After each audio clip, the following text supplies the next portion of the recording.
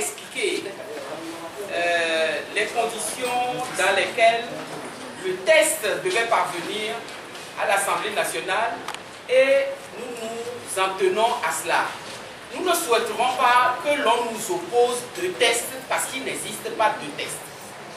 Il existe une recommandation des décisions de la CEDEAO qui précise qu'un expert constitutionnaliste est nommé à l'effet de produire à la CEDEAO un rapport, d'abord un rapport d'étape et ensuite un rapport définitif qui porte projet de loi de révision constitutionnelle portant sur 3 aspects de la Constitution togolaise.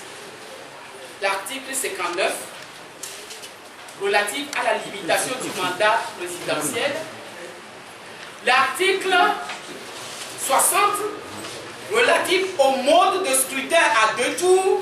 Et l'article 100, relatif à la composition, à la recomposition de la Cour constitutionnelle. Donc, c'est ces 3 aspects.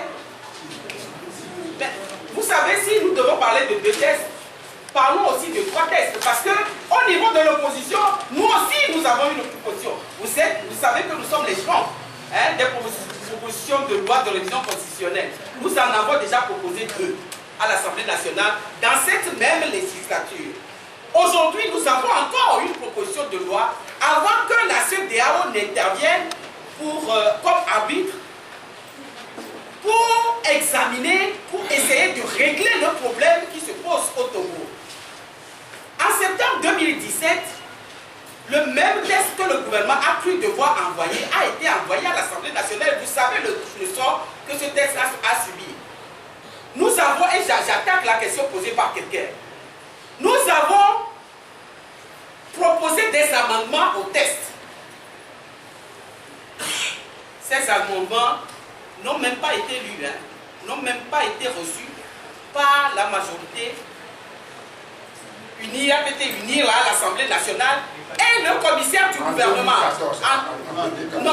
2017. En 2017, septembre 2017.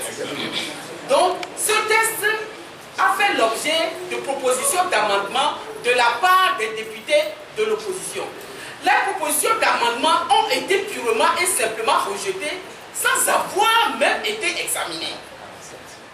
Et entre-temps, il y a eu la CEDEAO qui est intervenue, il y a eu un dialogue, il y a eu des recommandations, la feuille de route du 31 juillet 2017, suivie de 2018, suivi des conclusions du comité de suivi du 23 septembre 2018 et ensuite du travail de l'expert remis à la CEDEAO qui nous l'a remis pour qu'on nous repropose le même test qui a fait l'objet, qui a exercé, comme nous l'avons dit dans notre déclaration liminaire tout à l'heure, qui a exacerbé parce que vous vous rappelez que nous avions quitté la salle des commissions lorsque notre proposition d'amendement a été rejetée parce que nous ne voulions pas nous rendre complices. Alors, comment voulez-vous que nous restions cette fois-ci lorsqu'on réchauffe le plat et qu'on nous le repropose de la même manière alors que la CEDEAO a réglé le problème?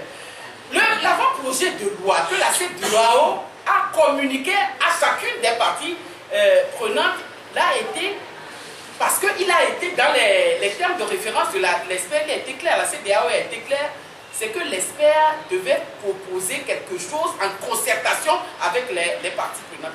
L'expert nous a reçus, nous avons rencontré l'expert. L'expert a rencontré la partie adverse aussi.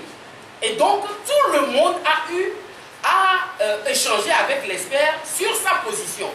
Et c'est après ces concertations contradictoires que l'expert a proposé son rapport et a proposé donc le projet l'avant-projet que la CEDEAO a transmis à chacune des parties.